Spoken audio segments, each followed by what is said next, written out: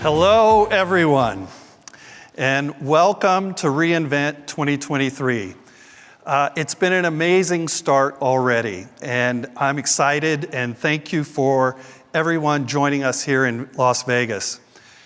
Today, we're going to be sharing success stories from our government, education, nonprofit, and healthcare, and aerospace and satellite customers around the world.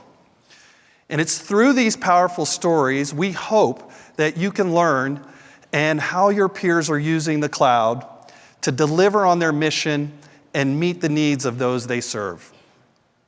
These organizations are empowering their customers to do more and better and faster. In addition, they're improving the lives of the people and the planet. So you're also going to hear stories today directly from the customers themselves. 3 amazing guest speakers will join me on stage and share their stories of digital innovation and reinvention. So I hope you leave today feeling inspired and ready to get started on your next innovation or idea. And we have a saying at Amazon about thinking big. And we want to help you think big about what's next for your organization. My name is Dave Levy, and I'm the new leader, not new to AWS, but the new leader of worldwide public sector here at AWS. And I'm excited to be here with you today. So let's get started. And let's begin with something that you already have, and lots of it. Data. IDC expects that 129,000 exabytes of data, 129,000, will be generated in 2023. And that will more than double to 291 exabytes by 2027. So to put that in context, some scientists expect that all the words ever spoken by humans equals only 5 exabytes. Now, my team likes to tell me that I talk a lot. I think I'm responsible for at least one of those exabytes. And so I want you to think about your data. What are you doing with it now? Could you do more? Is your data working for you? And by using our machine learning and analytics capabilities, you can get more actionable insights faster. For example, the World Bank is using AWS partner Altia's data analytics powered by AWS to help local governments rehabilitate road infrastructures and connect underserved communities in Mexico, Peru, and Tunisia. By using computer vision and geospatial satellite imagery, they're able to assess road infrastructure faster and at less cost.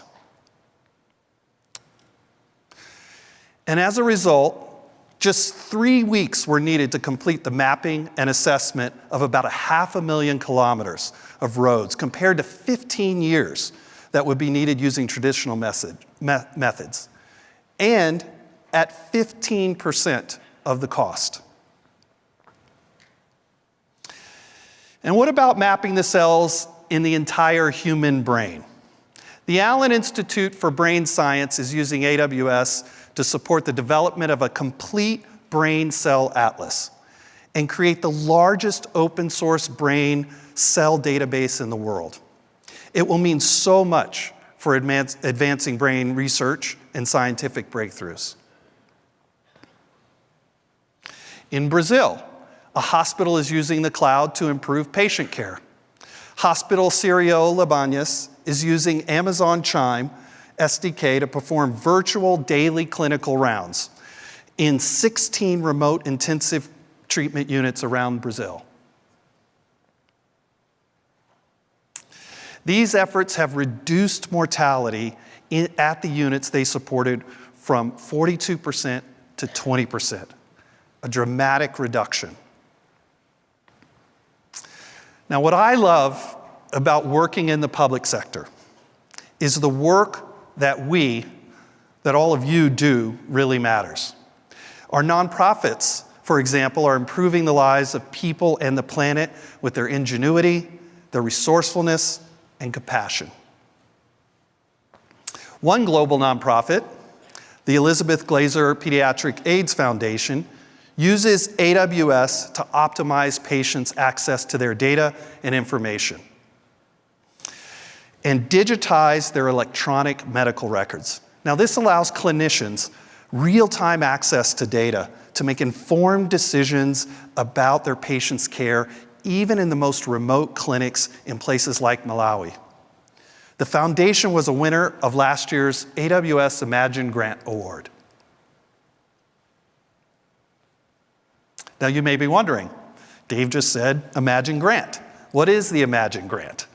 Every year, we fund select nonprofits' work through AWS Imagine Grant.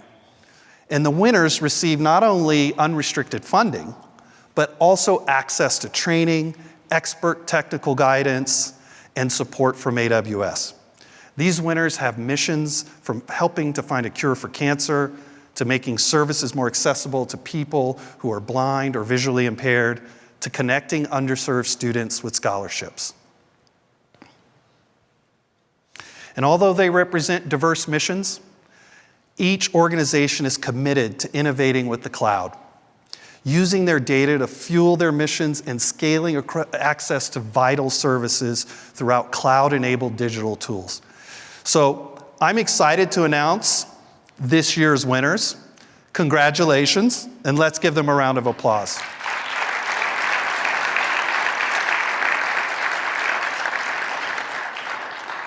So if you're a nonprofit, check out the details of the Imagine Grant program, and maybe we'll be sharing your success story on stage next year.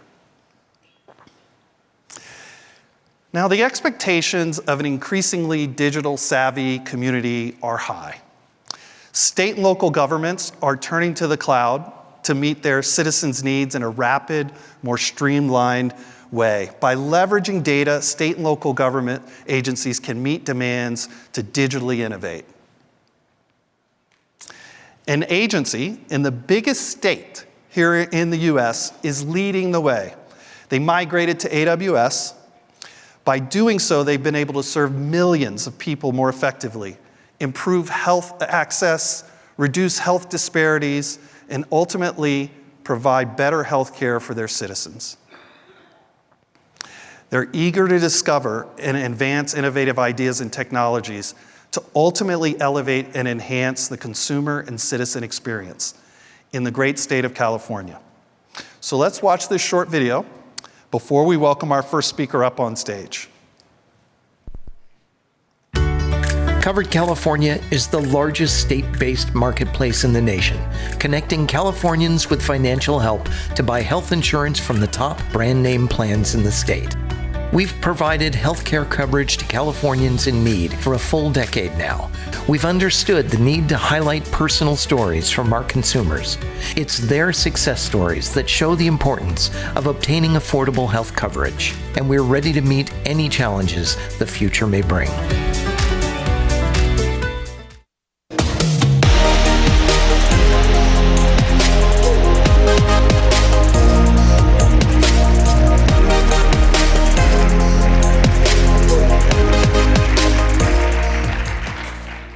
Hello. I love what I do, and I'm passionate about serving millions of Californians. Covered California is a free service that helps connect individuals with name brand health insurance. And I can tell you this is a dream come true because many people previously struggled to afford basic medical care. No one should have to choose between paying rent or paying their medical bills. Also, research has shown that having access to affordable healthcare insurance may help individuals live longer, healthier lives. There's 40 million people in the state of California. That's just over 10% of the entire population. Before the Patient Protection and Affordable Care Act, we faced 17% uninsured rate. California was the first to set up a health benefit exchange, and the CalHER system, otherwise known as California Healthcare Eligibility Enrollment Retention System, was stood up to help nearly 1 million people enroll in the first year. Now, the system at that time was on-premise, consisting of 2 data centers. I'm excited to be here today to talk about the amazing impact that the AWS cloud has had on Covered California, and most importantly, the positive impact that it's had on our consumers accessing healthcare. As you can see from the chart, we have steadily increased. We're now at 1.7 million. An additional 12 million individuals go through the state's Medicaid program after an assessment. For those enrolling in Covered California, it's the only place where you can get financial assistance to help purchase insurance from well-known plans. We collectively work with our partners to help reduce the rate of the uninsured.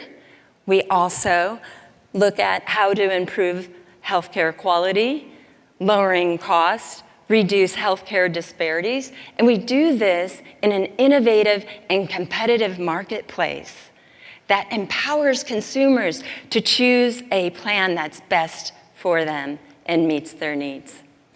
Today, I'm happy to share with you that we have an uninsured rate of 6.5%. Given that we were at 17%, this is a remarkable achievement for California. Thank you. Thank you. All right, so now just like any other organization, we have faced our fair share of challenges. And I want to highlight a few of those 8 years in after we started. The first was aging on-premise infrastructure. And what I wanted to avoid was the looming capital expenditures of hardware and software. Also, with the legacy system, you're incurring more technical debt. And how do I have that fiscal responsibility when you can operate 24/7 in the AWS cloud and you can scale up and achieve, efficiency and speed? Next was engineering for the unexpected. Covered California faced this from the very beginning. And after the American Rescue Plan was signed, we needed to get benefits into the consumer's hands quickly. And last, how do we address the consistent consumer experience? So I'm sure a lot of these issues are not challenges that I have faced alone. I'm sure all of you in this room have faced similar challenges. By the numbers, CalHER system is complex, and the underlying, infrastructure is large, 14 million consumers, and 70% of our, volume transactions occur in open enrollment, which is just a few short months. So we can go from a few hundred consumers in a given day to up to 300, and during the pandemic, we saw large spikes up to 400,000. And it's those times and those moments that we appreciate and recognize the value and the power of the AWS cloud. Also, I want to share with you, after we launched, our CalHER system's performance improved 200%. And we were able to handle 100 million transactions in a given day without any serious or critical issues. Thank you.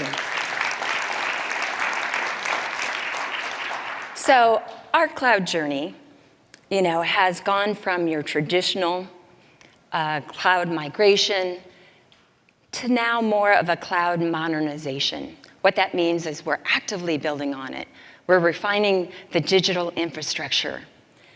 And we're going to be better prepared and capable of what's coming next, whatever next might be. We added more customers. We also added 45% more feature widgets.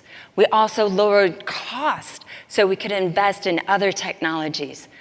In terms of scaling, we had containerization to break down the system into smaller, more lightweight, robust subcomponents, so it gave us greater flexibility to scale up. And we also, for human-centered design, deployed web analytics, and so that we could understand the consumer journey and where they struggled and better prioritize our system and service design improvements. Without these technical strides, we would not be able to meet the demands and deliver efficiently our services. And finally, I would like to end with a Covered California story. All across the state, affordable healthcare insurance is changing lives and giving individuals and families with a peace of mind. Covered California was there for Charlie and her family.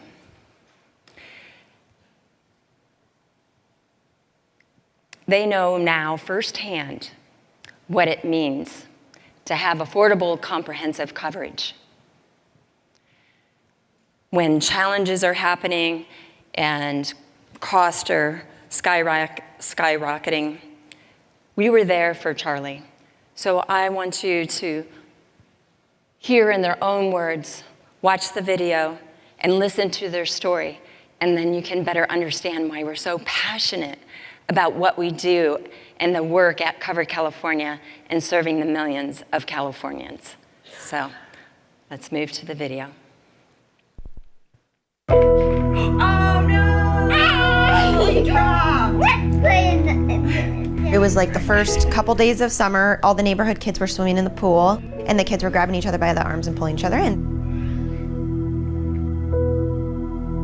I just called the pediatrician and just explained the situation.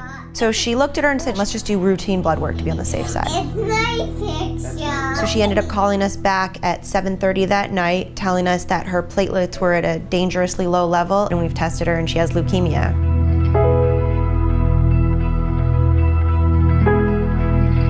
By 6 months, we were at $275,000.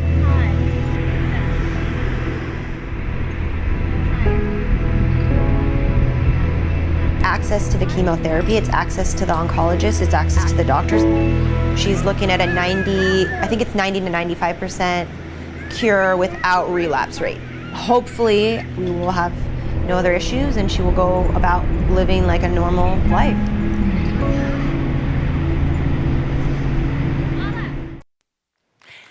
Thank you. Thank you for the opportunity to be here today for us to share our story. And if you want to know more about our AWS cloud journey, please come see me after the presentation or look me up on LinkedIn. Thank you, everyone.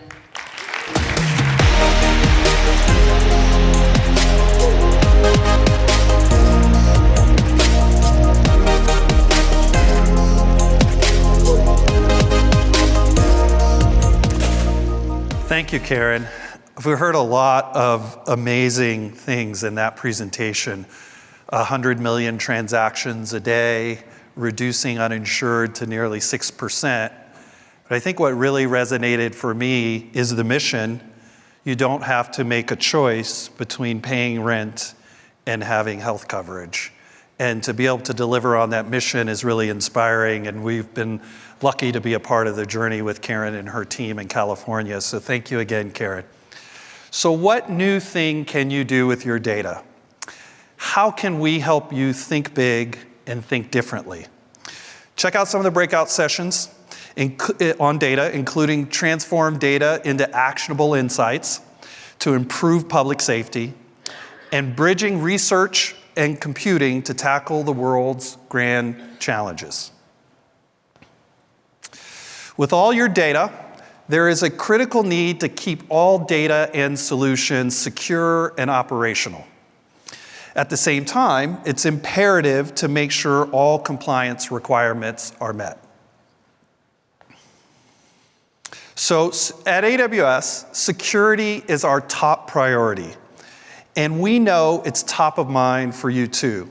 Public sector organizations can collaborate with AWS to design solutions with the shared responsibility model that protects patient data, financial records, or other highly sensitive workloads.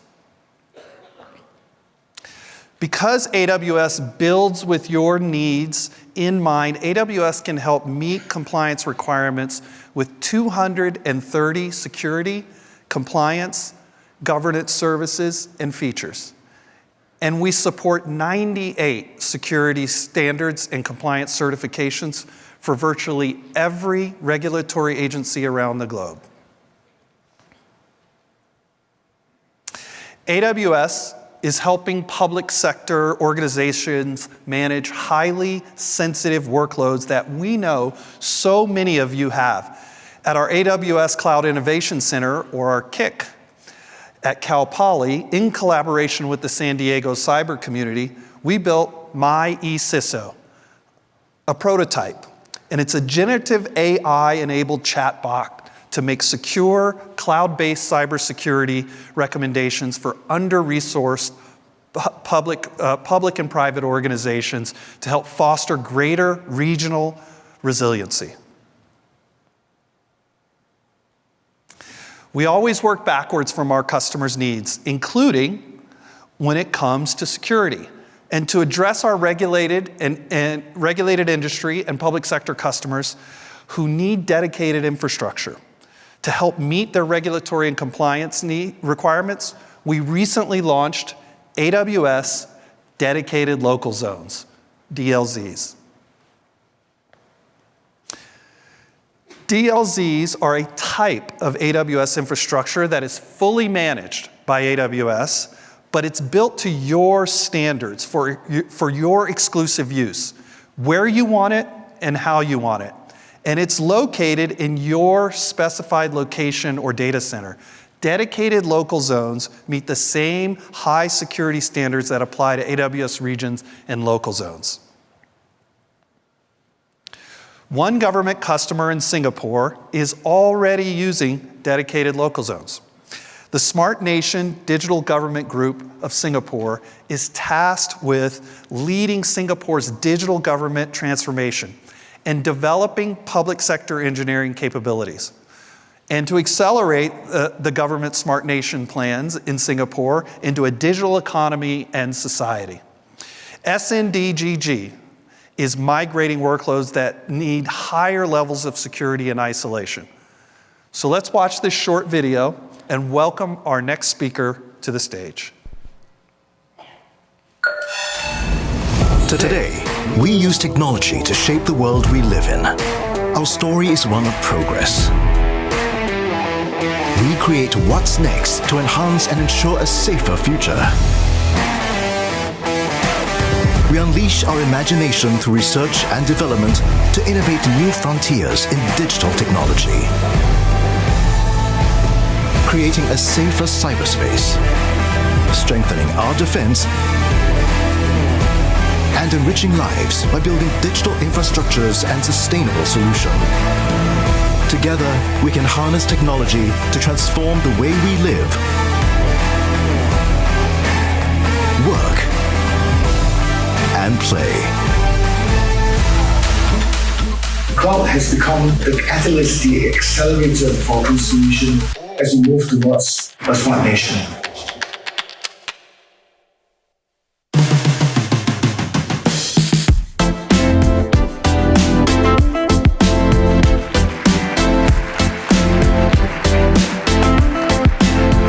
Hello, and a very good afternoon to everyone. I'm going to spend the next couple of minutes talking about our journey to become a smart nation in Singapore. So, what is a smart nation?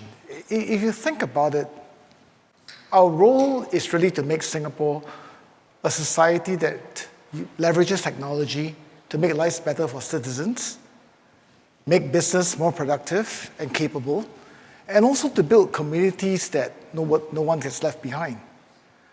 So, what was a compelling reason for that? We started this journey probably about 10 years ago. we realized that, more and more so, the way that we spend money on technology in government was not very good. There has to be payback. There has to be a level of efficiency and effectiveness that could make Singapore a better place. The second thing that kind of bothered us a lot was really safety on the internet. And I think many of you know today that trust and safety has become paramount in terms of making the government trusted by the citizens, because more and more people are transacting online. And I think the third thing that's quite important is that because everything is today online, there's really zero tolerance for failure. So those three things, this environmental shift has made it quite compelling for us to do something different. The second thing is that technology has shifted. Now, there could be a lot of new technology which has come and gone, but a couple of things kind of like are here to stay for a long time. Definitely cloud, SaaS, AI that everyone talks about today. So again, the environmental shift and the technology shift has made it a compelling reason why we need a new approach to technology.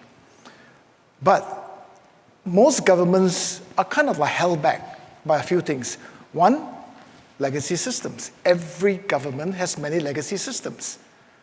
Second thing is that most governments, including ourselves, really did not have the technology capabilities in the people that we have. And the last, and probably the worst thing, is that most of our policies are antiquated. They are still written back in the days whereby it makes the democratization of technology almost impossible. So what did we do? We moved to the cloud. One of the things about moving to the cloud, it's like, I kind of like look at cloud as like a young person leaving home for the first time, going to university or college, right? Whereby it's full of freedom, excitement, anxiety, but it's also full of risks, fears, and uncertainty. So how do you manage these things? As we move to the cloud, a couple of things came into mind very quickly. Cloud became a kind of a precondition for many things going forward. One is that the focus on security. Dave mentioned quite a fair bit about security. Security is important, but security in a different paradigm. Because many security people in the government are very used to perimeter security, right? So how do you change the paradigm? How do we move to the concept of least privilege and zero trust? Very important. As I talk about zero tolerance, resiliency becomes, everyday thing. We need the resiliency to make sure that we're able to deliver services on time and a best capable basis. And then cost. As I talk about payback, we need to do things a lot more efficiently. Today, the cost of technology is way too high. And two other things that's quite important for the government. One is how do we scale? We need to keep scaling, and it cannot be keep building data centers after data centers. And finally, survivability. As a government, we need to survive catastrophes and other kind of very critical situations. But that leads to something quite different. Cloud gave us a productivity that was impossible before that, both from an engineering productivity point of view, as well as application productivity. And it allows us to innovate. So many people ask me, say, they talk about AI, they talk about SaaS, they talk about many things, and the first thing I ask them is that, are you even on the cloud? Because it becomes almost impossible to talk about these topics if you're not even on the cloud in the first place. So that's a precondition. And the most important thing of all is that the cloud opens up an ecosystem, a global ecosystem that allows us to work together and deliver much better applications and systems as we go forward. Now, what does it all mean, right? I've got to go backwards.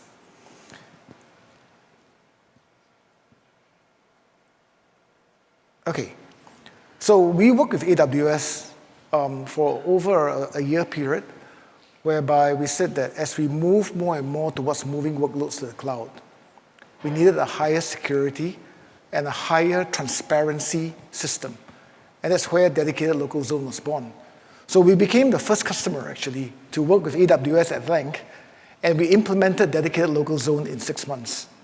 So today, in our cloud journey, about 70% of our eligible workloads are already on the commercial cloud, which is something we never expected about 7-8 years ago when we started this journey.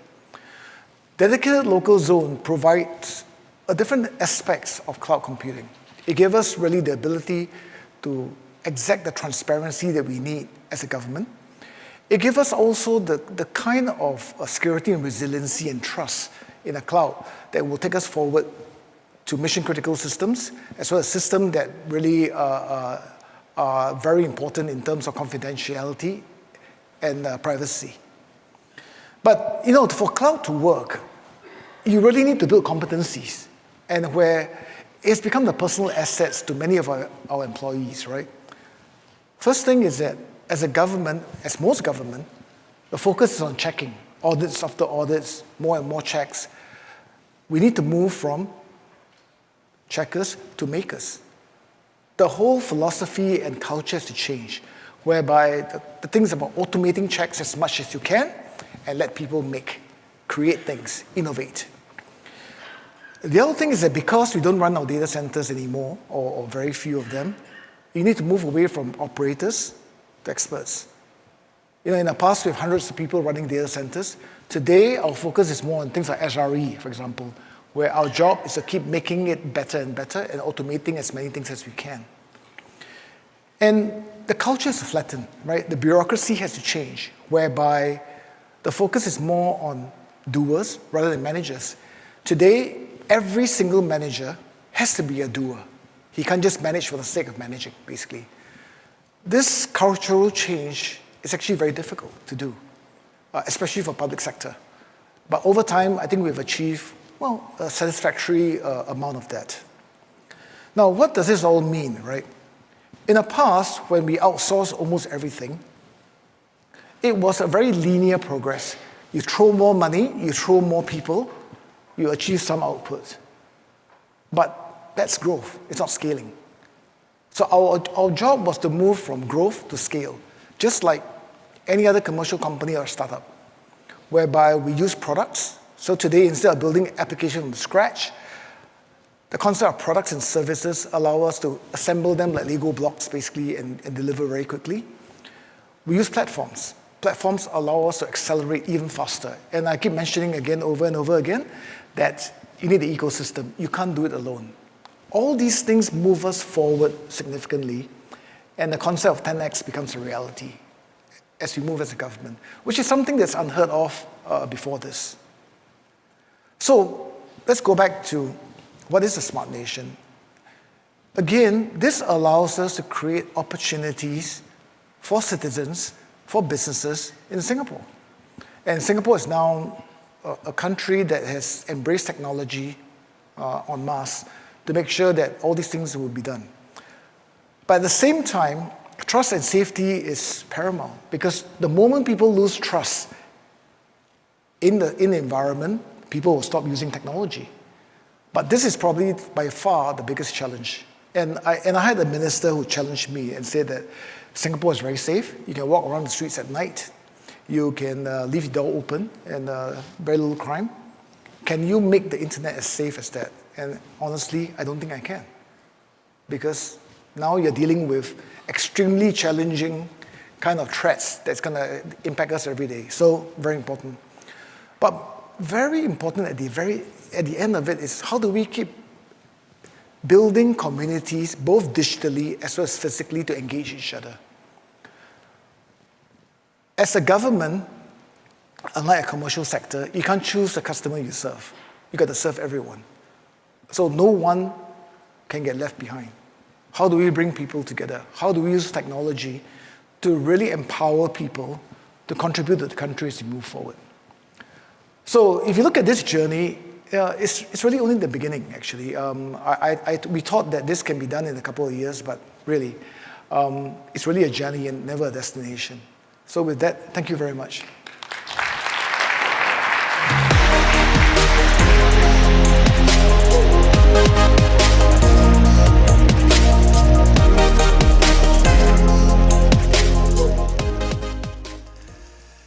Thanks, Chao Ho. One of the things I heard in that presentation was Imagine resiliency and agility being an everyday thing in government. So we heard from our customers in Europe that they are facing regulatory scrutiny over data location, operational autonomy, and resilience, which is why last month we announced our plans to build the AWS European Sovereign Cloud. It's a new independent cloud for Europe to provide customers with more choice to meet requirements. The AWS European Sovereign Cloud will be separate and independent from our existing regions, with infrastructure located and operated within the European Union. It will have the same security, availability, and performance our customers are getting from existing regions today. So if you want to hear more, check out our breakout session, AWS European Sovereign Cloud, a closer look. Now, are you architecting with security in mind? Are you looking for solutions tailored to your unique needs? Check out our other breakout sessions, including Zero Trust to reduce security risk for the public sector, or Cyber Events Simulator, Incident Response, a tabletop exercise. So there's a revolution happening in public sector. It's the democratization of advanced technologies. And it's empowering all sorts of organizations around the globe. It's helping them innovate faster and bring on new services or even improve existing ones. And it's doing it in a fraction of the time and the cost it used to. One government organization in Australia, Transport for New South Wales, is using machine learning to improve commute time and the experience of millions of residents and tourists in and around Sydney. They're transitioning from historically based analytics to a forward-looking model with predictive capability. Now, this helps provide commuters real-time information on their travels, like tracking their mode of transport or even which train car is least crowded. It also helps operators plan for and react quickly to disruptions and delays. Now, by using Amazon SageMaker, the New South Wales teams effectively saved half the time required to build and train machine learning models. I was just in Sydney last week and able to try it for myself. So how cool to have all this information at my fingertips. Now, how about using cloud computing and geospatial big data tools to monitor and combat illegal deforestation? That's what the government of Power Brazil is doing. Powered by AWS, they built Celo Verde platform, which uses AI and machine learning to monitor environmental compliance of 20 million hectares of forest areas in near real time. Also today, Arizona State announced the launch of the ASU Artificial Intelligence Cloud Innovation Center, powered by AWS. This KIC will harness the capabilities of artificial intelligence to help global government agencies, education institutions, and nonprofits to address their mission-related challenges. Now, what about this thing we've been hearing about, it feels like the last 10 years, called generative AI? Hasn't been that long, but it feels like it. It's the first day of reInvent, and I'm sure you've already heard quite a bit about it or have plans to attend a session about it. Now, our CEO, Andy Jassy, has said we are 3 steps into this marathon that is called generative AI. Many public sector organizations are already taking off, experimenting and using generative AI. In India, EdTech Bribooks is using generative AI to develop Bribu. It's an AI assistant that can help young learners with their writing and overcome writer's block. We help train the open source GPT-J 6 billion parameter model on their past data, fine-tuning an LLM on Amazon SageMaker. How about building your own large language model? The Technology Innovation Institute of the United Arab Emirates launched the Falcon LLMs, 3 foundational large language models with 7 billion, 40 billion, and 180 billion parameters. Falcon LLMs are built on Amazon SageMaker. If you want to hear more, and you missed the breakout session earlier today, you can hear more from TII at the AI ML Innovation Talk with Broughton Saha on Wednesday. Now, back in April, we announced the preview of our generative AI solution, Amazon Bedrock, which is now generally available. Bedrock is a managed service for building and scaling generative AI applications. Organizations have model choice with Bedrock and can tailor foundation models with their own data and integrate and deploy securely into applications using AWS tools they're already familiar with. Bedrock makes foundation models with Amazon and leading AI startups accessible via an API.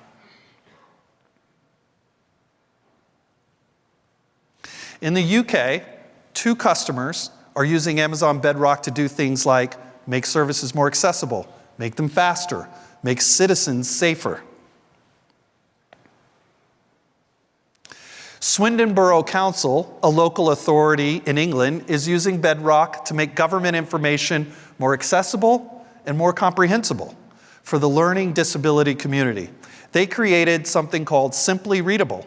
It's an innovative solution that converts complex documents into easily accessible, easy read format, enabling a community where no one is excluded or disadvantaged. Swindon is working to open source the solution and license it free worldwide. About a 2-hour drive east of Swindon in Bedfordshire, their police force is using generative AI to help them redact documents for third-party disclosure and use in court. They created the platform called Doc Defender, which helps Bedfordshire police quickly redact PII, personally identifiable information, from these documents. This offers time savings of up to 92%, or the equivalent of at least 5 full-time police officers. Officers that can instead be investigating crimes and keeping citizens safe.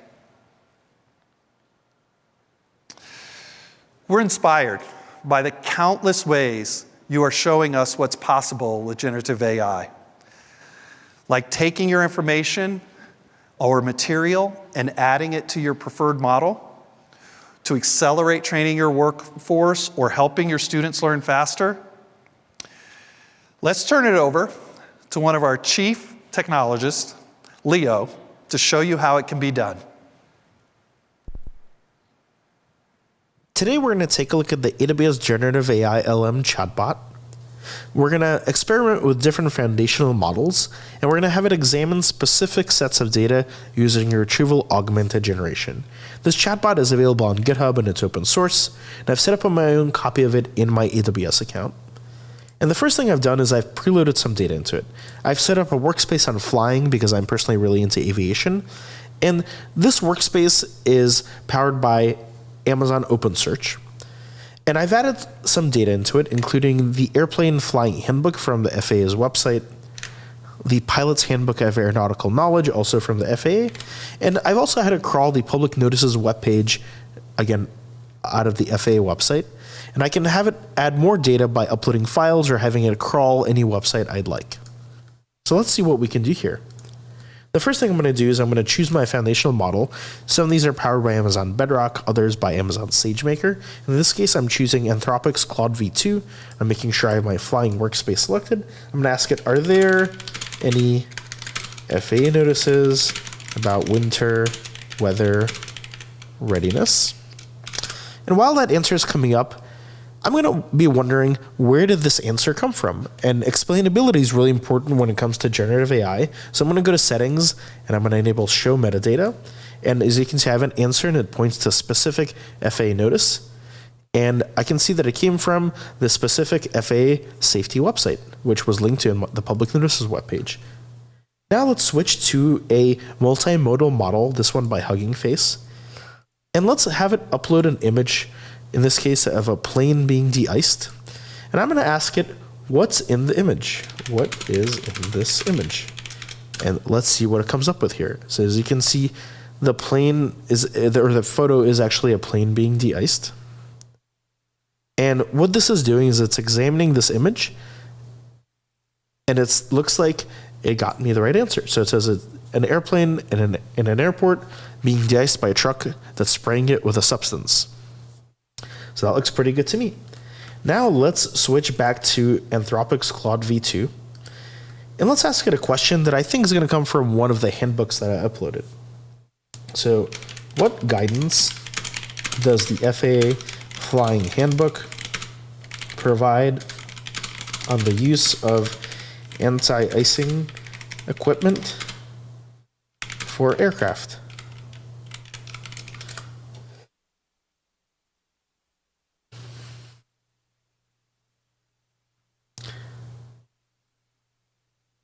So it looks like we've got an answer here.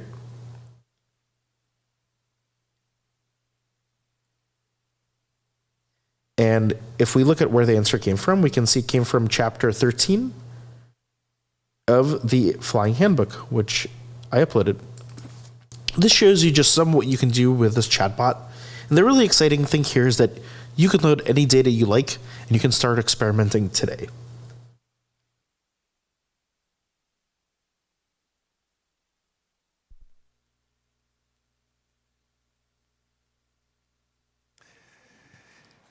Now, thank you, Leo. You can see how this is one example of how applications across industries, from education to government, from citizen support to training. Notably, our generative AI services are built from the ground up with key dimensions of responsible AI, like explainability. I think that's pretty important when we're talking about something like de-icing as we all fly around. Now, you saw this in the demo. It's to easily clarify and evaluate inputs. So get out there, start experimenting with confidence.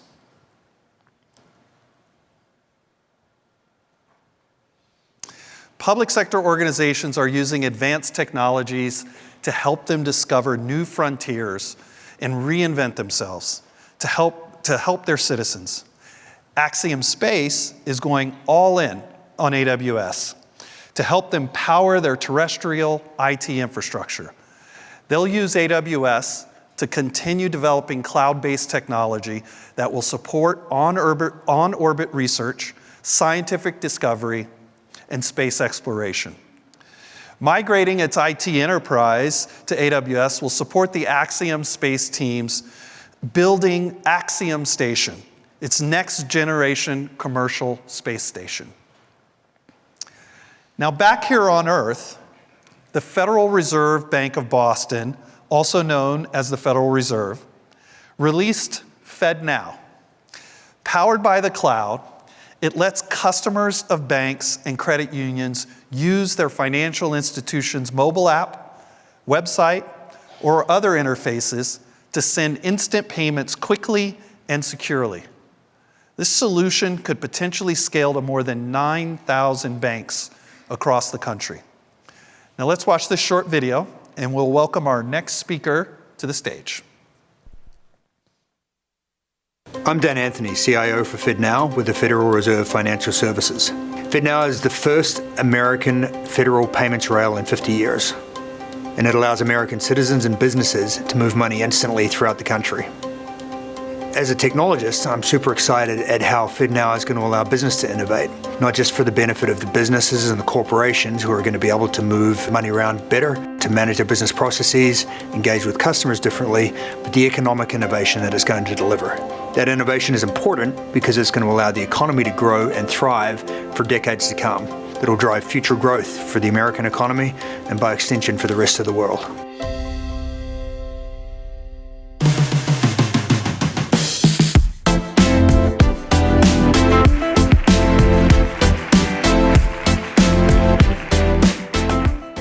Thanks, Dave. Good afternoon, everyone.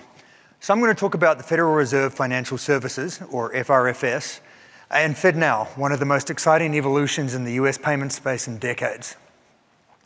So first, a little bit of background on the Federal Reserve. So we're comprised of 12 self-funded district banks under the supervision of the Board of Governors and subject to congressional oversight. Now, we serve several major functions for the nation. We're responsible for monetary policy, which is what we're all probably most familiar with, the stability of the financial system, safety and soundness of individual financial institutions through our supervisory and regulatory arms, promoting consumer protection and community development, and fostering payment and settlement system safety and efficiency. And so in this payment space, we really have three key roles. We're a leader catalyst, where we advocate, educate, act as a change agent and influencer in the payment process and policy areas. We're a fiscal agent, providing a broad set of services to the US Treasury and the government. And we're a service provider, providing payment services to the US depository institutions. Now, FRFS is responsible for managing critical payments and security services that process more than $5 trillion, that's trillion with a T, daily. Now, the latest member of the FRFS family of products is FedNow, and it's the first new federal payments rail in 50 years. It joins cash, check, ACH, which is how we all get paid, and wire. And FedNow clears and settles payments between bank accounts 24/7, 365 days a year. It does it in seconds, not hours or days, in the cloud, every day of the year, including holidays. The settlement is full, final, and instant, meaning recipients have immediate access to their money without having to wait for delayed settlement or for banks to take on credit risk to make it available to them sooner. There's no delay to get it out of another product and into your bank account so you can use it, unlike some of the other payments applications out there today that you may already be familiar with. And so this is really what brought me personally to FedNow, is the opportunity to give every citizen in America the ability to get paid and make payments instantly, whether that's wages or rent or groceries or popcorn at the cinema. Because it turns out that's tremendously important for some of our most vulnerable citizens. So every year, billions and billions of dollars are lost in the form of check cashing fees, payday loans, interest payments, and late fees. And the burden of that cost disproportionately falls on folks in the lower income end of the spectrum, on fixed incomes, that plurality of Americans that has less than $400 in savings. And so if we can help them avoid even a small percentage of that cost by giving them a tool to better manage their money and their cash flow, that's billions of dollars we're putting back in the pockets of people who need it the most. And so for me, that's a tremendously compelling reason to be a part of bringing FedNow to market. FedNow also supports a range of use cases and serves as a springboard for private sector innovation. So banks and credit unions, businesses and startups can all build on top of the services FedNow offers. And it's offered to all eligible financial institutions to enable businesses and citizens to send and receive instant payments. Now, for that to really benefit the nation to its maximum extent, a key goal for us is ubiquitous access to instant payments for every citizen, every business in America, whether they bank with the largest bank in San Francisco or New York, or the smallest credit union in Maine, which is in the 1st District, where I'm based. Interestingly, it's some of the smaller banks and credit unions that are doing some of the most interesting things with instant payments, which I love to see. Now, as a trusted partner to financial institutions across the country, FRFS is uniquely positioned to deliver that ubiquitous access. So we launched 4 months ago with 27 live participants. As of last week, that number is now 247.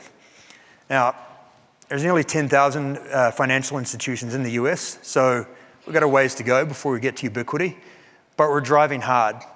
And we've really focused on simplifying the onboarding process with streamlined onboarding and automation. And in fact, our record from ink on paper to going live is 8 days. So that's great, but what does it have to do with the cloud? Well, we've known for centuries that money makes the world go round, as economist David Hume noted a few hundred years ago. The US economy depends not just on policy, but on our ability to move that money, as the Federal Reserve has always done. And that money keeps the engines of commerce running. And so we need to ensure that not only can it be moved instantly, but that it can be moved whenever it's needed. And that implies resilience. And resilience is at the forefront of FedNow. And we cannot compromise on that. And we take the burden of paying fast and, above all, reliable payments to the nation very seriously. And the cloud gives us unique tools and opportunities to deliver resilience. The cloud's predicated on resilience. Distributed processing, replication, redundancy, automation, cloud tooling, including things like the fault injection service. These all provide the opportunity for FedNow to leverage resilience techniques from a variety of industries and a variety of products. But resilience is about more than uptime. It's also about safety. And so security is a key part of resilience strategy for FedNow. We not only need to move money when it's needed, but we have to do it safely. The cloud both enables and forces different security models. Security in breadth and depth, which is a key benefit of the cloud, is something we've really been able to take advantage of for FedNow.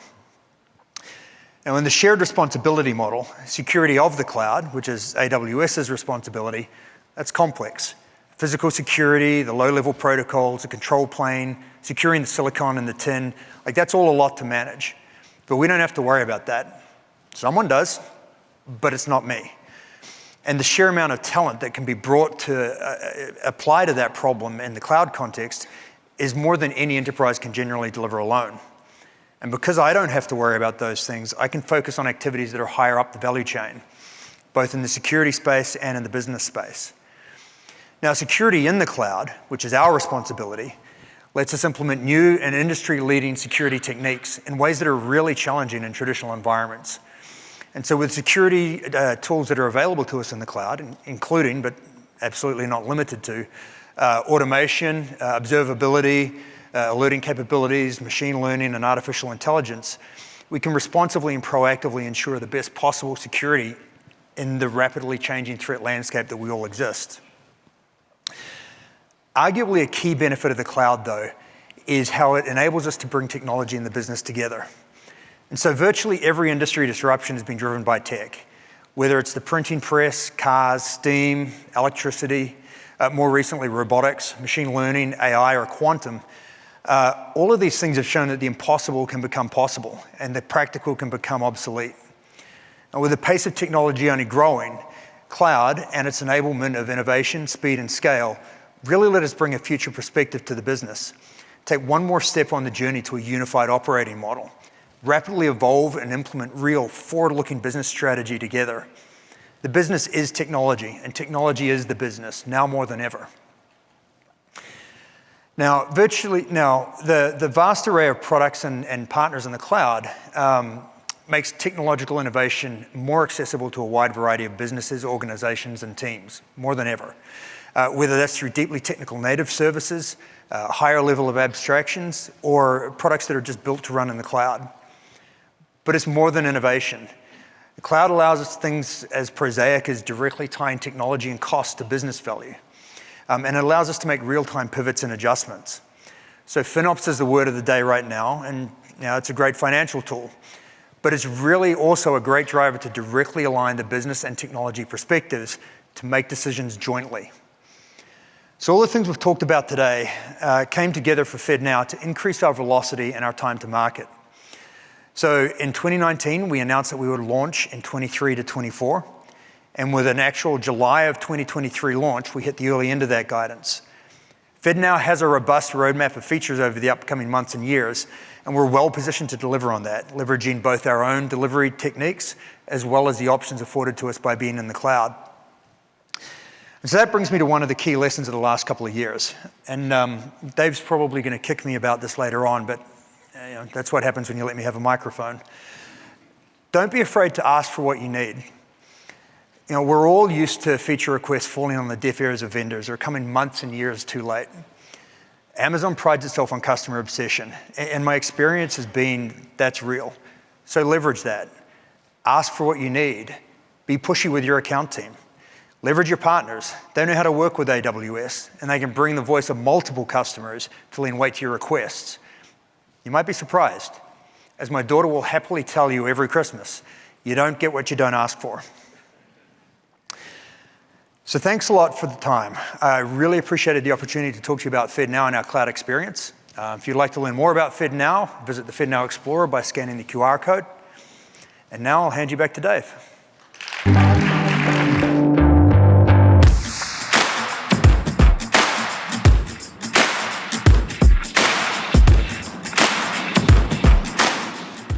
Thanks, Dan. I would never kick Dan. Maybe a slight nudge every now and then, but I wouldn't kick Dan. Now, I'm sure you're wondering how you can quickly get started with advanced technologies and learn what's possible. We've got lots of free and low-cost training courses available through offerings like AWS Skill Builder, and we launched 8 new free AI and generative AI courses in November. It's part of the pledge we made earlier this month, to train more than 2 million people in AI for free by 2025. The cloud is helping the communities where we live and work by making services more accessible, both in normal times and our times of greatest need. We heard from lots of amazing speakers today on the power of leveraging data, architecting for security, and using advanced technologies to accelerate missions and empower citizens. If you have a challenge and you're not sure where to start, or if you already have an idea of what you want to do, but you need help figuring out the details, we're here. We're here to help. So reach out to your account manager, your account team, or you can stop by our public sector kiosk in the AWS Village at the Expo. We've got technical people on site ready to help you today. Now, before we go, I really wanted to highlight and applaud our public sector customers who are doing the work that is not only improving the lives of their customers, but making the world a better place. Thank you. Thank you for taking the time out of your busy week to join us in Vegas and to hear more about our worldwide public sector customers. And I'll see you all soon. Thank you.